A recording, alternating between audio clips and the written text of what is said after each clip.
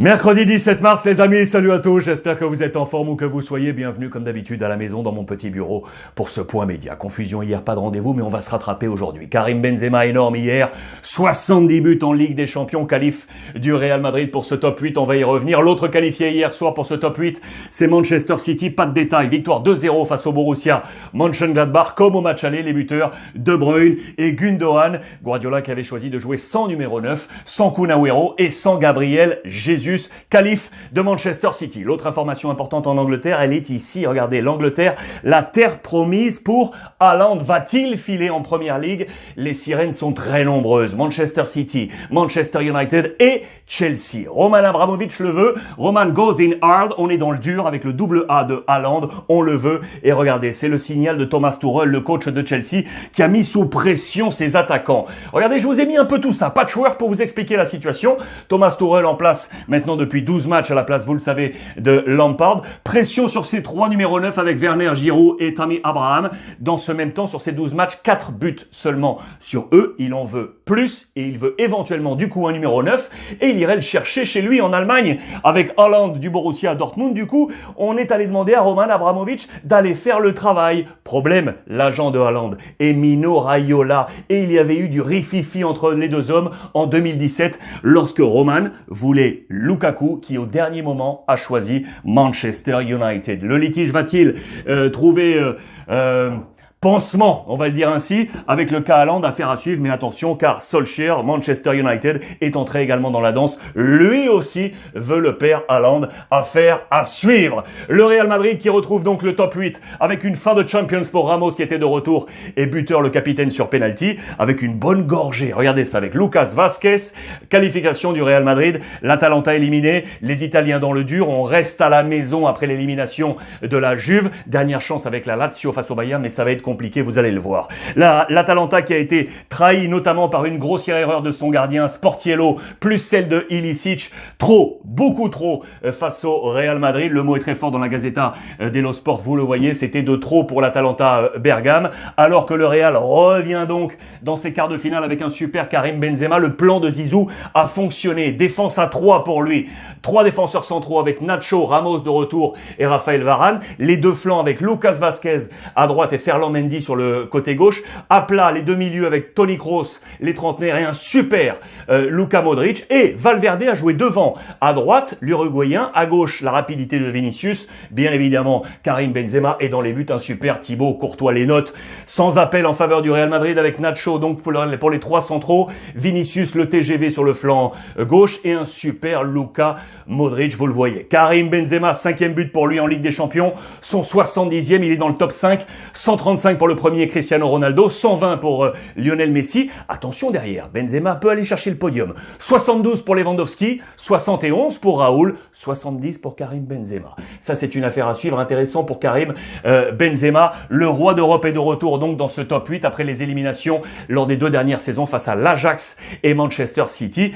L'ami Ramos de retour avec le Real Madrid dans cette super nuit pour Vinicius. On parlait de la défection des Italiens, la Juve éliminée, du coup on prépare l'avenir. Regardez, du côté de la Gazzetta dello Sport, Paratici, le directeur sportif, a le regard vers l'avenir et notamment sur 3 hommes pour renforcer ce 11 de Pirlo. Locatelli au milieu en key player, Gosens sur le côté gauche et Milik. Tiens, aujourd'hui à l'Olympique de Marseille, 40 millions, 12 millions pour Milik. En page intérieure, on vous explique tout ça. Gosens pour renforcer le côté gauche, key player donc au milieu de terrain pour Locatelli qui est ici, et Cristiano veut un numéro 9 à ses côtés comme Benzema au Real Madrid, et pourquoi pas aller chercher Milik qui est aujourd'hui à Marseille, l'ancien napolitain. Là aussi c'est un gros dossier à suivre. La dernière chance des Italiens c'est ce soir face au Bayern Munich pour la Lazio, mais ça va être ultra compliqué après la défaite 4-1 au match aller. Le Bayern devrait se qualifier. L'autre ticket accordé ce soir, il est soit pour Chelsea, soit pour l'Atlético Madrid. 1-0 pour les Londoniens au match aller, c'était à Bucarest, on s'en souvient, mais l'Atlético connaît le chemin à Stamford Bridge, on s'en souvient. Face à José Mourinho, c'était en 2014. l'Atlético Madrid s'était imposé 3-1. Voilà cette photo de 2014. Les Madrilènes connaissent ce chemin à suivre. Thomas Tuchel sous pression, invaincu, on l'a dit, depuis 12 matchs, mais toujours en examen selon nos confrères de l'équipe. Voici le 11 probable de chaque côté. C'est probable, attention, je vous le rappelle, suspendu Jorginho et Mount côté Chelsea, avec les absences également de Thiago Silva et de Tammy Abraham. Voici le 11 probable. L'artillerie est au complet côté Atlético Madrid, avec très certainement João Félix et Luis Suarez à la pointe de l'attaque. Que va-t-il se passer? Dernier ticket top 8. Réponse ce soir sur les différentes antennes. Le gros dossier également, Barça éliminé par le Paris Saint-Germain, mais je reviens là-dessus parce que c'était lundi. Le Barça est lancé. La chasse au titre de champion, pourquoi pas en Espagne. On est à 4 points seulement derrière l'Atlético Madrid, vous le voyez, fort de cette victoire super 4-1 face à Huesca, avec un duo qui a tout emporté. Messi, Antoine Griezmann, la Liga est en feu les amis. Notez bien que Messi a pris un 10 sur 10. 10 sur 10, c'est assez rare pour être souligné pour son 767e match, qui égale ainsi l'ami Xavi. Il n'y a pas mieux sous les couleurs du FC Barcelone. Regardez du coup ce matin, il est dans le Guinness, le plus de matchs 767, le plus de titres 34, le plus de buts 661. Il est une véritable légende. On revient sur cette capacité offensive de Lionel Messi, absolument incroyable. C'est la 13e saison, il est à plus de 20 buts. 13e saison à plus de 20 buts en Liga. On se souvient du record de 50 en 2011-2012. Regardez toutes ces 13 saisons comme ça affiliées. On est à 21. Il a passé cette barre des 20. C'est une véritable légende. Il est à la lutte pour le huitième Pichichi de sa carrière.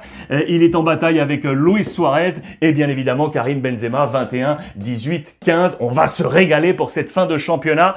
Il reste 11 finales, 11 matchs, 33 points à définir entre El Cholo, Koeman et Zinedine Zidane. C'est une véritable bataille. Regardez la course engagée. L'Atlético est en rouge, bien évidemment, et le Barça qui est passé devant le Real Madrid, actuel deuxième, les Catalans. Voilà qui nous promet une fin de saison absolument incroyable. D'autant qu'Antoine Griezmann lui aussi a trouvé sa place. Regardez, il a passé les 150 buts en Liga, 40 avec la Real Sociedad, 94 avec l'Atlético, 16 avec le FC Barcelone. Ça y est, il s'installe, Antoine Griezmann, dans les plans du FC Barcelone. En marge, notez que le président Laporta, le nouveau président, tout va être officiellement acté aujourd'hui. Il devait, durant les dernières heures, présenter la garantie financière de sa candidature. 124 millions, ça a été ric-rac. Dans les dernières heures, hier soir, il a pu présenter cette assise financière, mais je peux vous dire que ça a été ric-rac. Gros dossier côté FC Barcelone, officialisation aujourd'hui. Aujourd'hui, le Paris Saint-Germain joue un match ultra important, semaine importante.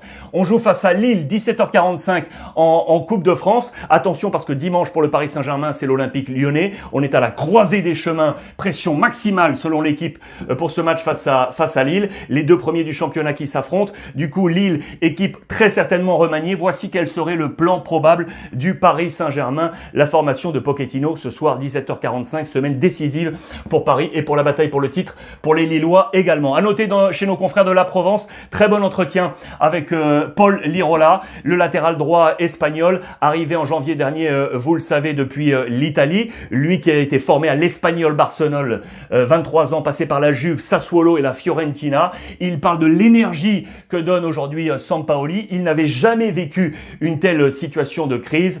Il parle de son arrivée depuis maintenant quelques mois et son adaptation du côté de l'Olympique de Marseille.